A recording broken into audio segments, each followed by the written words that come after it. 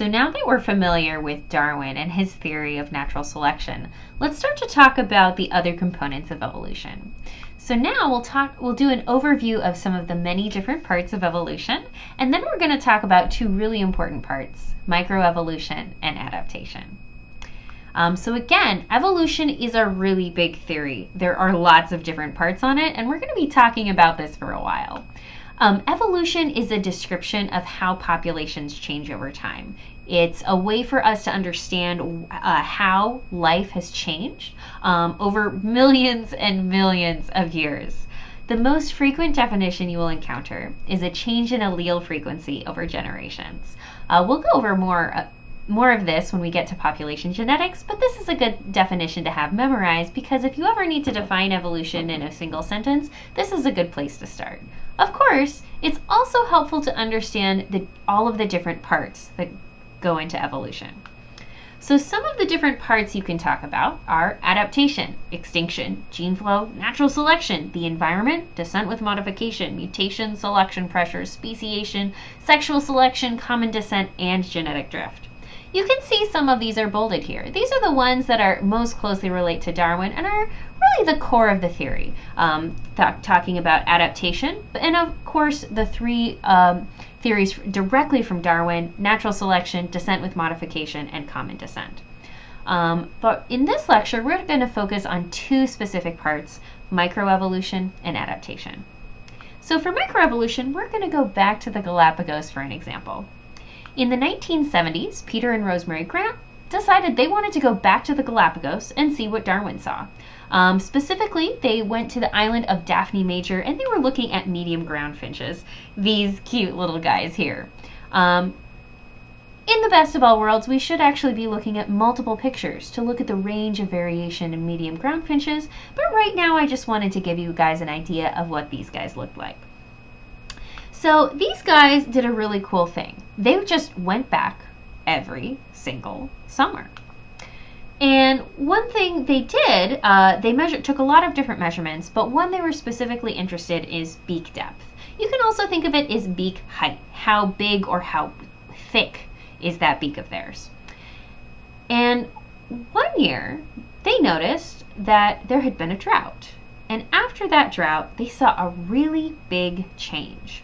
So this graph shows the differences in beak depth between the years of 1976 and 1978. So we're looking at a 2-year difference. This is pretty small.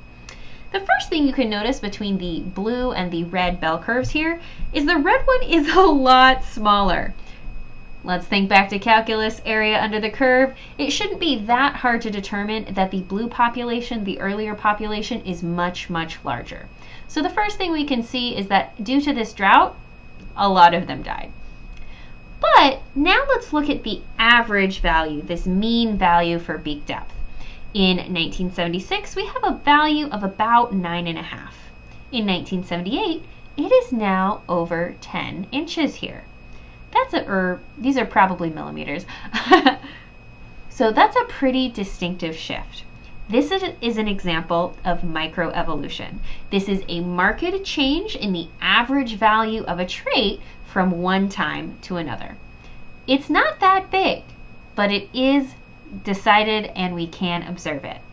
So microevolution here is small, noticeable changes within a population between generations. Classically, you should measure it from one generation to the next, but you can also measure it in a population with constant turnover from one time to another. And the longer period you take to measure, the larger of a difference you're more likely to see. We can also look at an example right here. So this is looking at the average color of different beetles from light green to dark green. And in directional selection here, we have a shift in the mean value from one value to another. In this specific example, it's moving from a lighter color to a darker color. And this ties directly into the idea of adaptation. An adaptation are successful features that help a species survive in its environment. And adaptations are the result of multiple generations of natural selection.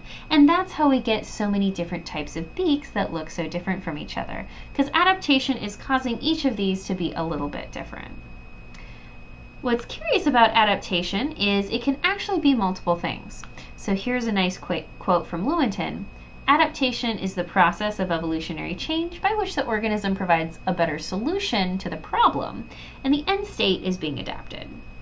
So because English is strange, adaptation refers to the trait itself. So right here we can think about our opposable thumb, but it's also the process, how evolution gave us this opposable thumb. So just make sure you're careful when you're speaking. Are you talking about the trait itself, the noun, or the process itself? Let's look at an example. During the Industrial Revolution, there were some really interesting things that happened in London. So prior to the Industrial Revolution, trees in the area were covered with lichen, and most of the trees ended up looking pretty light or white colored due to the lichen on the trees.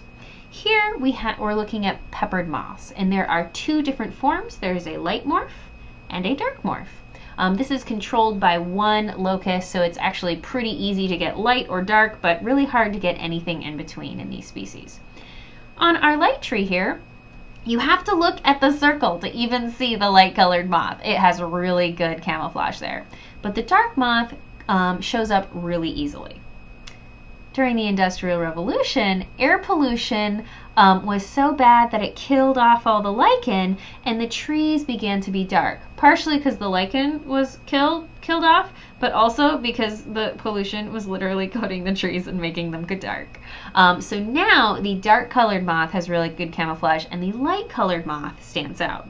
So in these different environments, one of them is going to be easier prey for predators because they're going to spot it more easily. So people were actually monitoring the population of peppered moths at this time. So what we can see here is over the years there was a marked decrease in the number of light moths, but an increase in the number of dark moths due to the Industrial Revolution.